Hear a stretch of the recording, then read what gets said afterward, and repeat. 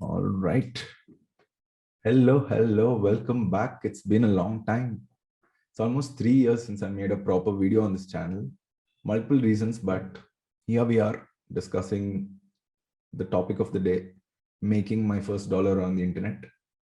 I made $30 actually, and it comes to around 2.3, 2.4K INR. Not a huge deal, but in this video, I'll tell you why it is interesting in a particular way. And we're back to basics in terms of the camera setup. My DSLR is basically screwed beyond repair. I took it to the Canon service center and they just told me to buy a new camera instead of repairing this one. And I went ahead and bought a webcam. So this is what we have for today. There's a new mic, which is a gift from a friend, and a couple of background lights. That's about it. So we'll have to adjust with this. And this format of video is just going to be me talking and screen sharing. So it's almost like a meeting, a recorded meeting. This format is inspired largely from Abnux, Abhinav Chikara, ex-lead designer at Unacademy and currently runs 10K Designers. So I've watched a lot of his content repeatedly, and yeah, definitely a lot of inspirations are drawn from his way of storytelling. And before starting, just a disclaimer, this is not a video to teach you how to make your first money on the internet. I don't have any 5 ways to make money on the internet. This is just my story of one instance, a first instance of making money on the internet by selling something I created from a side project. So I've made money through freelance projects. I've made money through full-time jobs, and I've been doing side projects for the longest time, I know. But making money from a side project is the first time for me, and hence I'm making this video. And this is going to be a personal story. It's not going to be, as I said, a tutorial on making money online. It's going to be a story about pixels, consistency, inconsistency, absolute stupidity, and $30. It's going to be a long one. I do not have a proper script for this. I just have some notes so that I don't digress too much, but I am going to, because that's where I think the value lies. I'm going to be talking about the tools I used, the analytics I set up, how the transactions are happening, and how I planned my launch and everything around it, basically. All right. And also I'm new with this mic, so excuse me if my audio is fluctuating too much. I think I need to maintain constant distance from the mic, and I'll try that. In my final year of college, I decided to take up a 100 days of illustrations challenge. Every day, one illustration can be anything using Illustrator. I was just picking up the tool as well. So I thought it would be a good exercise to do it consistently for 100 days. So at the end of it, I had a large collection of illustrations, which I recently decided to open source and monetize as well. As a product designer by profession currently, I use Figma a lot as my design tool.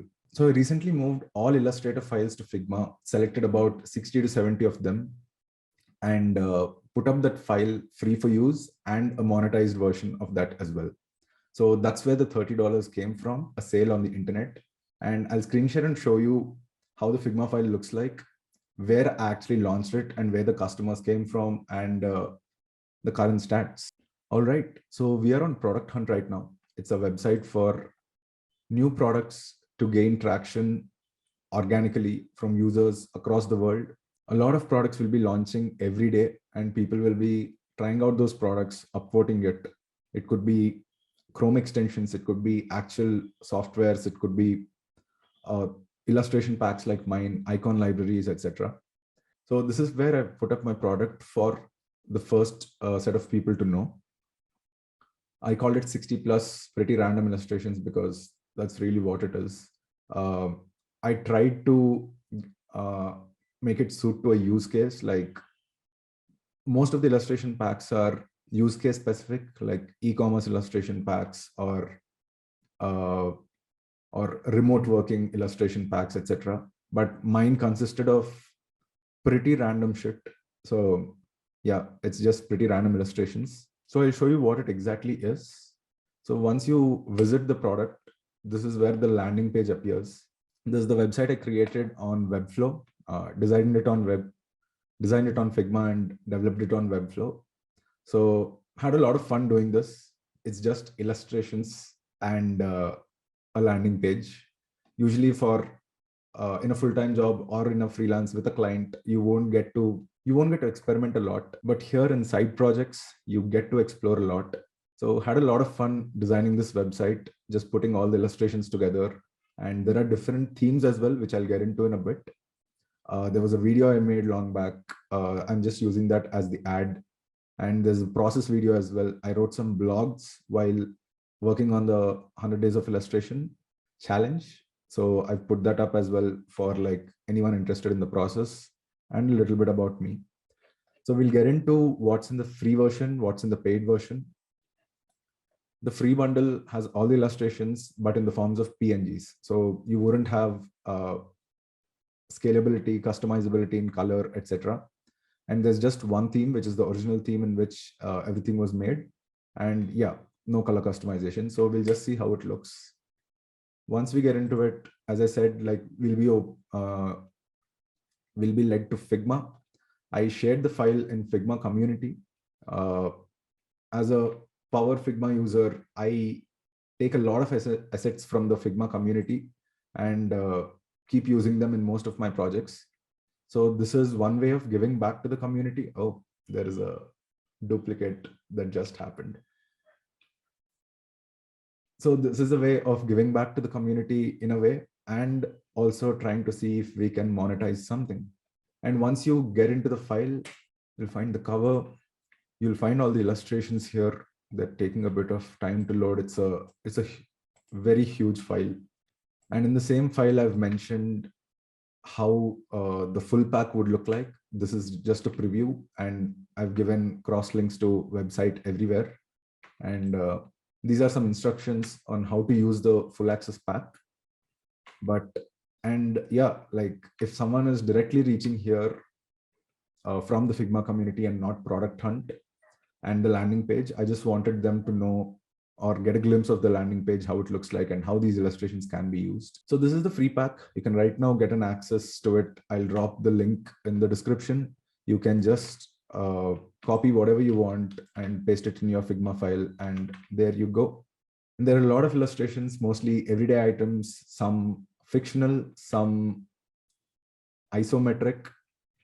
So yeah, it's a mix of a lot of things. Now going to the full access bundle, we've had a preview of the actual full access pack, how it looks like. But once you follow that button, you'll be led to Gumroad. This is where I've put up my digital product, which is the 60 pack illustrations of Figma file for sale. This is where you can pay and download the product. And that's how you'll get access to all the SVGs. And in the next few minutes, I'll show you what exactly is in the full access pack as well. Now let's go to Gumroad and check out the analytics that we have so far.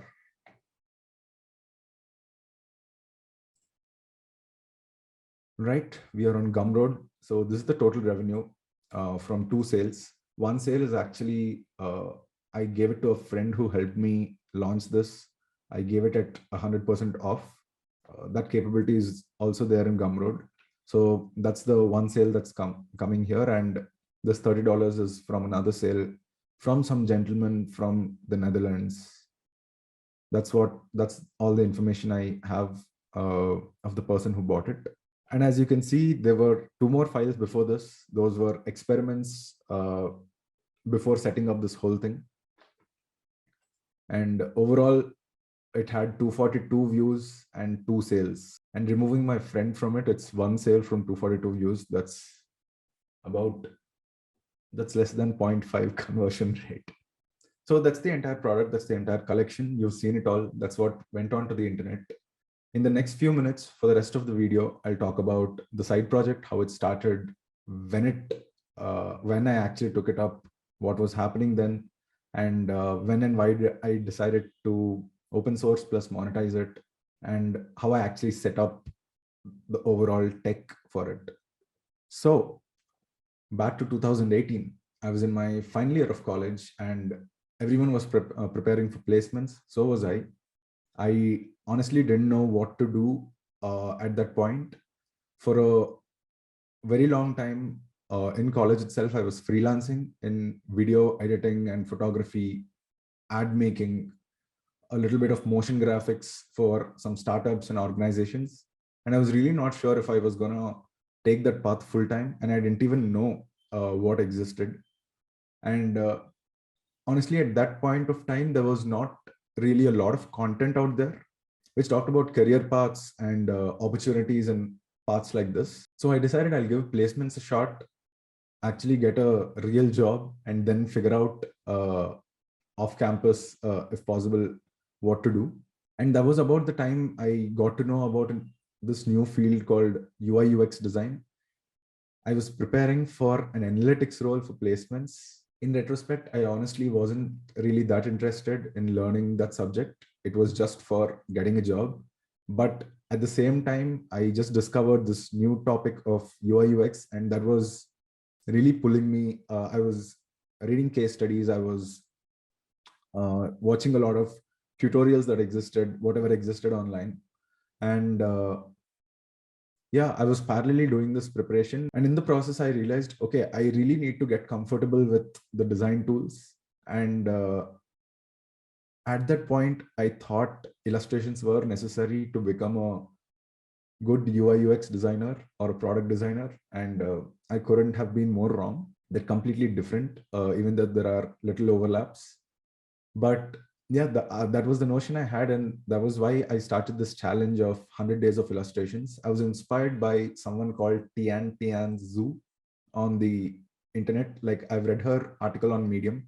I hope I'm not butchering her name. Tian XU. And I had been following her on Instagram. And just to see the progress every day and what's possible in 100 days was really mind-blowing. And in the spirit of exploration of design, I decided to take up the challenge. I really didn't know if I could sustain it for 100 days. And by the way, disclaimer, it took more than 100 days. It took 154 days to finish it. But yeah, at least that was done. So when I picked this up, I was preparing for placements, understanding product design as a field, and also I was applying for an internship. I wanted to use the winter after my placements to get some exposure to product design specifically, and actually again try off campus to getting some opportunities elsewhere in some startups. So that was the plan. And I just pull out the screens where I first posted it on Instagram. I've created a new profile called Premium Designs for it, which I'm not using anymore. Let me scroll down. I'll talk about these in a bit. Okay, there's a lot of scrolling down. Yep, October 10th, 2018. That's when I posted it. I wrote, I'm going to challenge myself to make one illustration per day and upload it on this account. I aspire to become a UI UX designer, and this is a step forward. Done. Some design principles will be followed throughout. I don't think there are any design principles followed across this challenge except for the color, a common color theme and a background. And that also got disrupted midway. So yeah, I was posting one illustration every day and actually continued the streak for 64 days. I remember I used to go to the library, prepare for the placements for a while, and pick up Illustrator, pick up a book and a pen, sketch out that day's illustrations. And it would take ideally 2 to 3 hours. It used to take 2 to 3 hours initially, and slowly the time started reducing as I got comfortable with the tool. And yeah, mini story in between.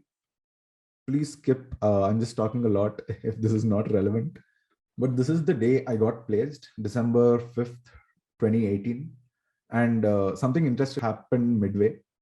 So while I was preparing for analytics and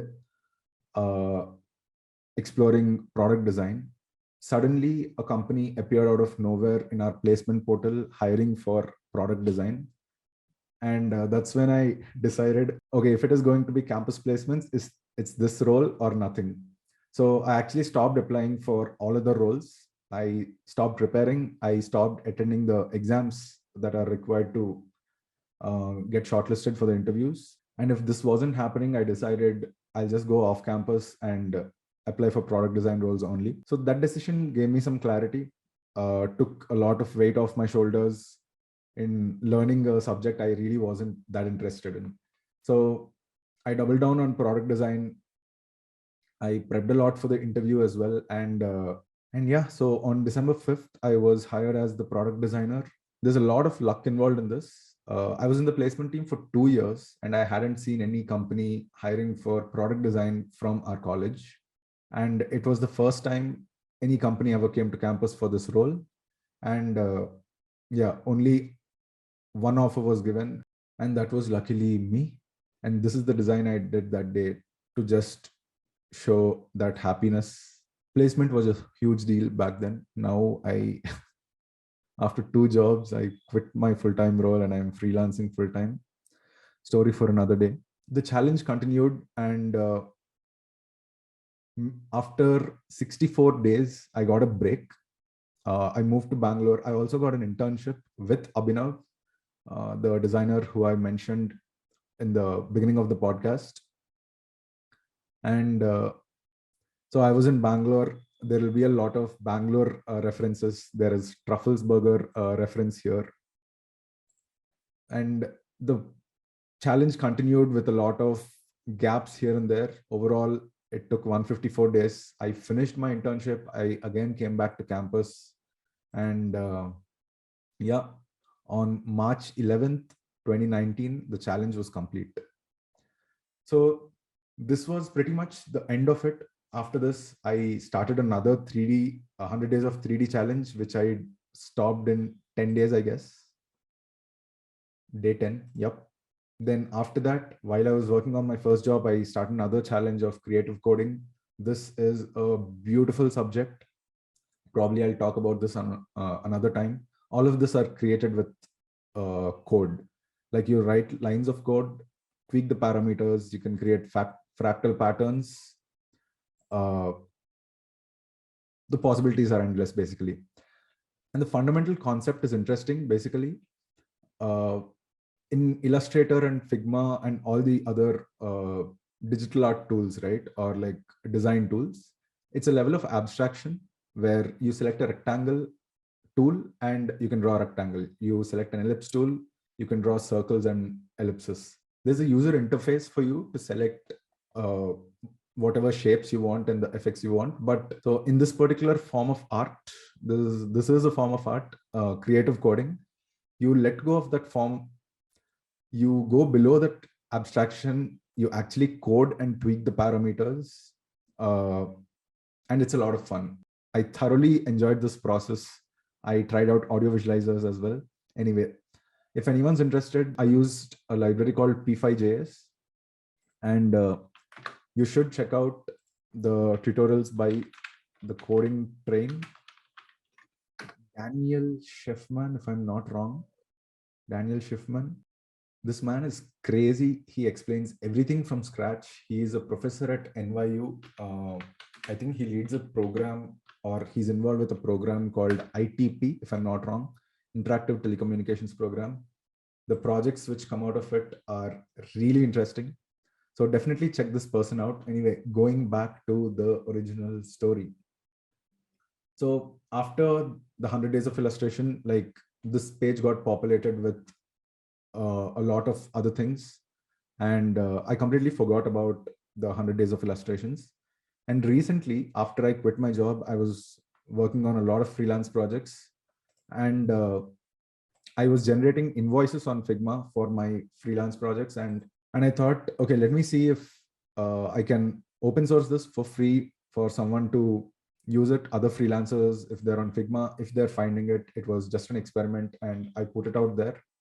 And so far, like it's been quite a lot of time, 5 months. So far, 260 plus people have duplicated it. And this is when I started contributing to the community. And 1.5 months back, it suddenly struck me that, okay, I have about 100 illustrations buried deep inside my second profile of Instagram, which I don't even use anymore. And there is no proper home to all of those illustrations. That's how it started. I just wanted to put them on my website, all of the illustrations. And then I was like, wait, there's a lot of detail in it which will be lost. It can be used for a lot of purpose. Even I could use it if I bring them onto Figma. And in that process of bringing all of the Illustrator files to Figma, I decided I will open source it, the PNGs, and probably experiment with monetization for the first time. So I'll get into the Figma file now, show you how it started and how it progressed over time. So this is where I made the file ready for publishing to the community.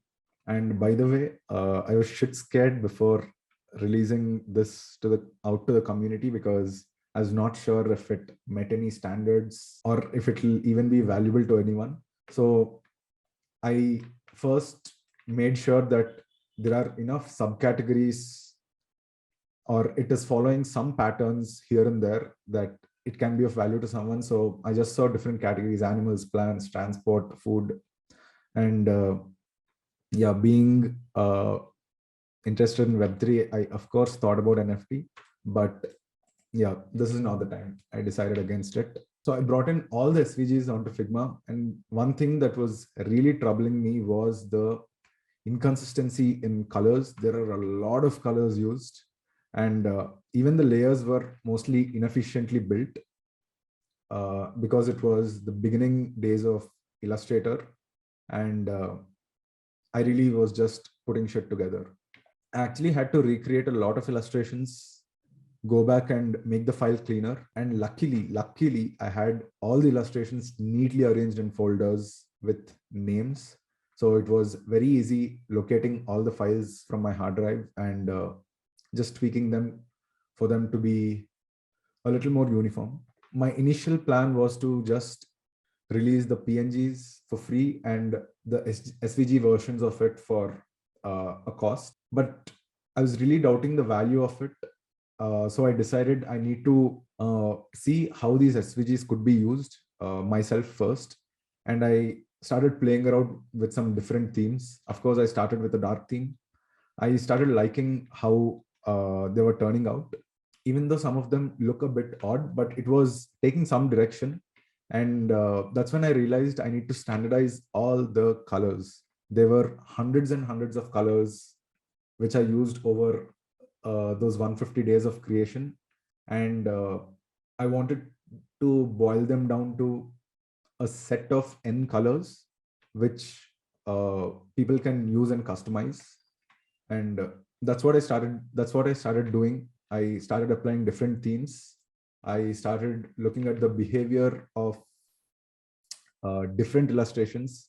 If more than 2-3 illustrations weren't working in this theme, I used to go back and tweak the original files, in what way they are styled.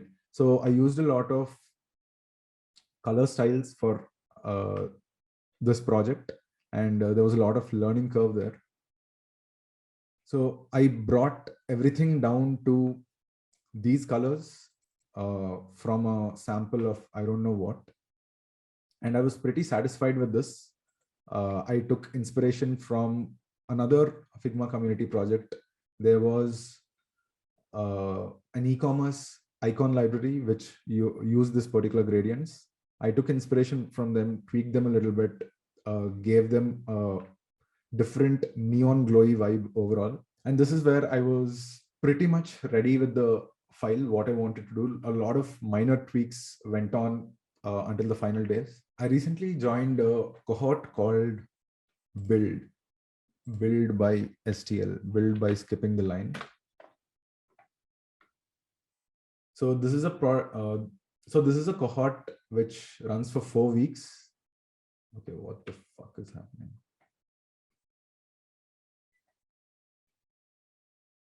So this is a cohort which helps you launch your side projects in 4 weeks. And I've worked on another product, which I'll talk in probably another video or not. I don't know. So I met a lot of interesting folks here who have been in the game of internet business for a long time. They've been launching products on Product Hunt. They've been making revenues on Product Hunt. They've been networking with people like crazy. So there are some really solid folks in here, and I reached out to them before launching my product, not really a product, but icon pack, illustration pack. And I really didn't have Product Hunt on mind, but after speaking to one or two folks there, I realized this could be a Product Hunt launch. I got suggested to make a landing page, and I really got excited. So a lot of iterations to the landing page, a lot of sections which didn't go into the main site as well. But yeah, like it was insane fun just working in full screen in Figma. That's my favorite. And looking at all these colors.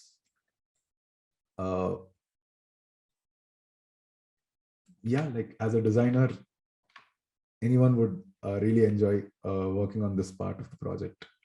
So that was fun. Something new was the pricing that I had to think of. I really had to make a distinction between what's in the free bundle, what's in the full access bundle, and come up with the names in the first place. There were a lot of other stupid iterations. Not that this is great, but in the overall landing page, I maintained just honesty. Basically, I didn't want to oversell too much. Of course, this is not the most valuable thing someone would get for their money. But if someone's interested, I just wanted them to know the backstory behind it and what all are possible. So I was just gearing up for the Product Hunt launch, and a lot of minor assets also had to be created. And here I tried to talk to the user on how they actually can be applied, talk about the different themes, categories. I could definitely see these being used for storyboards. You just want to put up a storyboard together. And I do this often. I scout a lot on the Figma community and some free illustration packs online, and get things together to just establish a concept before going out and shooting, or going out and designing the rest of the screens. And when it comes to product design, Deadpool was my favorite. Simple and clean, and I'm not even sure if I can make illustrations of fictional characters which belong to production houses, but let's see if anything happens. So finally, I had the free Figma file ready with just the PNGs and previews to the full access version. And then I had the full access Figma file ready with all the different themes. And this full access wasn't going on the community. It was saved as a file and uploaded in Gumroad. So I just want to talk about Gumroad. It's a very interesting startup. Let's look at their website.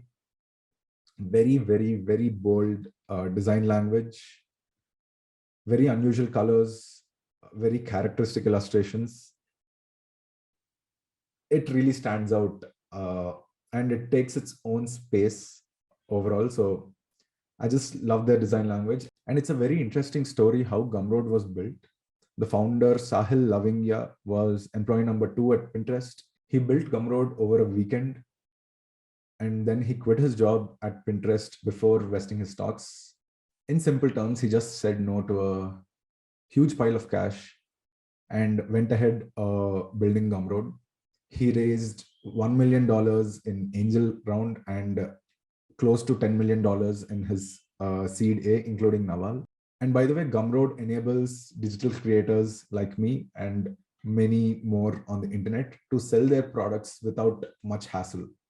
I can just share you a URL which I used in my website, and I'm good to go. I have to own the distribution, and there are a lot of blogs on Gumroad as well, how to build distribution. So yeah, like Gumroad essentially enables creators make money through their art. And after all the fundings, the company started building that product, and slowly they weren't making profits as much as they thought they would. And the company size went down to 5 at a point of time from a much bigger number, and down to 1, which is Sahil himself. So he designed, built a lot of features from scratch again. And over the years, he built Gumroad aiming for profitability now, other than other metrics which his VCs wanted earlier. So if you're interested, do check out his book. I started reading it recently. It's pretty interesting. It talks a lot about side projects and building communities and solving problems for the communities through your side projects. Okay, so that being said, let's get back. Where were we? And all that was left to do was launch it on Product Hunt, which I did on a Saturday after doing a soft launch on Figma community. I was very kind of nervous whether anyone would even look at this in the Product Hunt community. But so yeah, like the before day I launched it on the Figma community, it was gaining some traction. People were duplicating it here and there. And I think there are about 300 plus duplicates in the Figma community for the free version now. So yeah, after soft launching the free version on Figma community, I launched it on Product Hunt, and a lot of folks from the build community the cohort that I was a part of, helped in a lot of visibility for the product, and the product ended up being number 3 on Product Hunt of that day. Not really a huge deal because it's just a number game. Like if there was another product which did really, really good on another day and I launched on that particular day, my product wouldn't have been in the vicinity also. And just before launch, I also set up Google Analytics for the landing page. And there were some bit.ly links that I wanted to track in between from Twitter, from other places. So I set up all of it, and Gumroad dashboard was on another tab constantly. And yeah, the day of the launch went fine. There were a lot of Figma duplicates. I honestly didn't expect anyone to buy the product. Oh, wait, I didn't talk about pricing. Why $30? Why not $5? Why not $60? How did I decide that price? Actually, even I had this question. I spent a lot of time trying to decide on the pricing. I didn't even know what factors to base it on. So I obviously did some basic research on different digital marketplaces like Envato. There are a lot of other smaller ones. And from the Figma community, also I explored other files which were priced, which also had a similar freemium plus premium version. And the price range ranged between, honestly, from somewhere between $5 to $100, $120.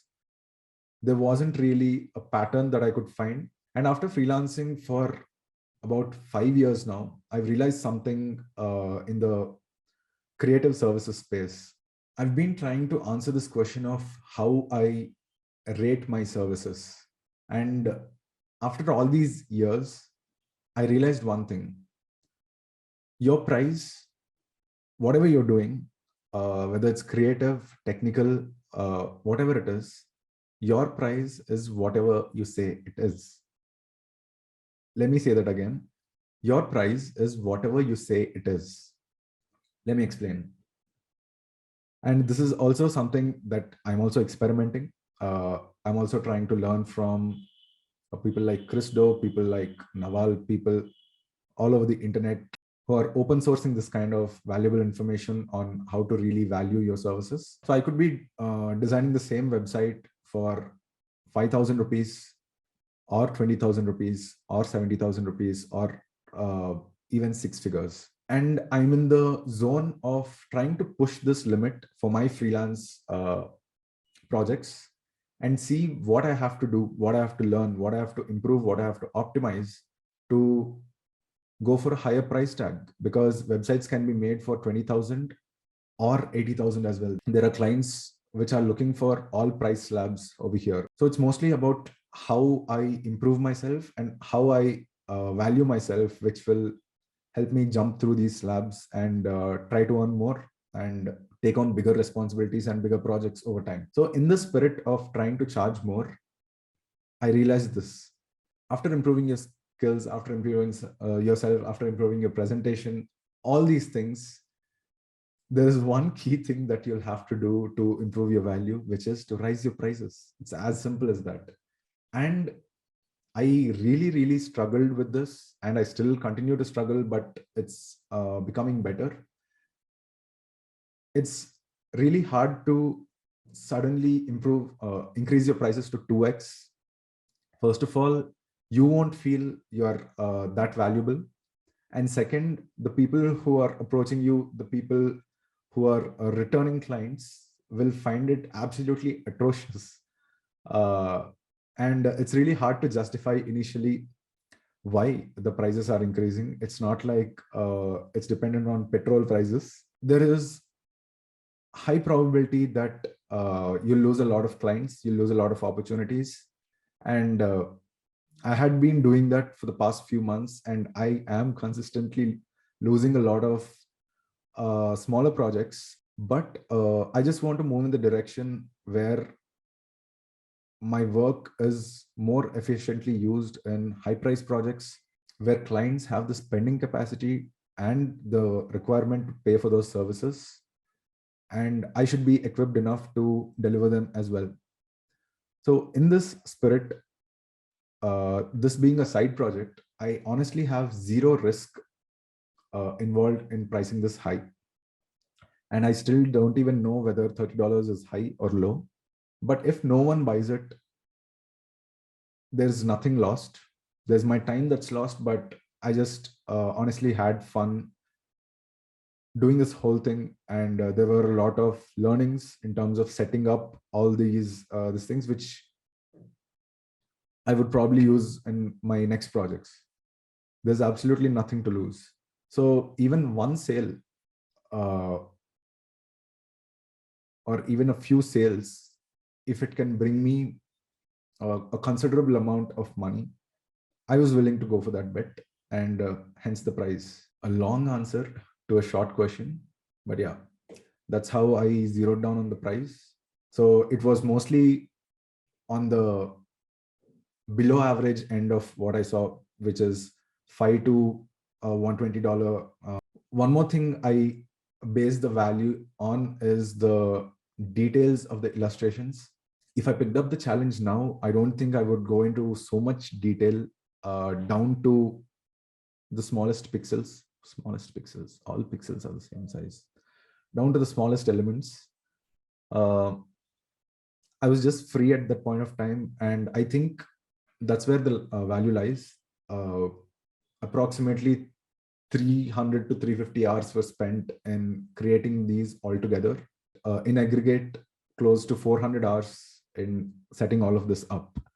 So yeah, that's how the pricing came into existence.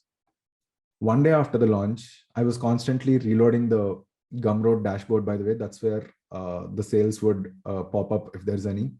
And it was constantly zero for most of the part. And the next day morning, I just opened the laptop and reloaded. And yeah, I just saw the number 1 and $30 revenue. And the first thing that came out of my mouth was, what the actual fuck? It reminded me of my first rupee I made through freelancing, because that was a major fundamental shift that, okay, there are other ways of living that are possible. And this sale also is a small indication in that direction, that there's a lot of possibilities out there on the internet right now for whatever artwork you make. Basically, this is the thing about this project, right? It wasn't commissioned by anyone. It wasn't a requirement. No one asked for it. No one hired me to do it. I just did it out of my own interest for learning, which gave me other benefits like a job, basically, and other freelance projects. But this project itself, making money, is something fundamentally different. I've been hearing about this for the longest time, probably 2-3 years, on how people sell these kind of packs on the internet. I never thought I had enough content to sell, or like enough sophistication in design for anyone to actually pay for my packs. But this time I just wanted to try it out without saying no by myself. without putting it out there first. So yeah, that's the long story. And there was a minor tragedy also in this minor victory. Basically, I also had a second sale on the third day. I was more than shocked. It was $60, almost 4.5K. But yeah, like in 2 days after that, I got a mail from Gumroad that was a fraudulent transaction by someone with malicious intents, and the $30 was refunded. So yeah, that was a bummer. And I waited for all these days so that this $30 also wouldn't be refunded. Otherwise, this video would have been a joke. It will give me PTSD if I watch it again, if it's out there on the internet. So yeah, now the payouts are done. I got my $30. In fact, it's $27. Gumroad takes 0.9% of the revenue that you generate. It's been 2 weeks from the launch, and the activity has, of course, declined. Now it's down to 2-3 views on Gumroad per day, with 0.5% conversion rate, less than 0.5% conversion rate. I don't think I'll make a sale with these kind of numbers. So thinking about the way forward, I'm not sure I'm going to put more efforts into this, but if I find time, I'll try to build more distribution channels for this. See if I can convert all of these into individual files of PNGs and SVGs and put them on Envato and other digital platforms. If anyone's watching this and you have any idea, do let me know. We'll need some help there. And yeah, I think I'll be trying a few more projects in this direction in the future. That's it from me for this video. I hope it wasn't too boring. If you're watching so far into the video, thank you. This is the longest I've spoken in a video, and it's mostly unprepared. So thanks for listening to my rant, and let me know if there's any feedback, if there's any ways of narration that I can improve. I personally believe in stories, not hacks. So this is the whole reason behind telling a long story, including what was happening at that point of time in my life, which definitely shaped the side project, and how years of maturity in the design field made me take some decisions, build some connections, get some help, and eventually get to the state. Because all of this matters, not just how I designed them and what tools I used to like put it up on the internet. So I hope this helped. You don't have to subscribe or like this video, but do share it if you think any of your friends or cousins or anyone you know will benefit from this kind of a story.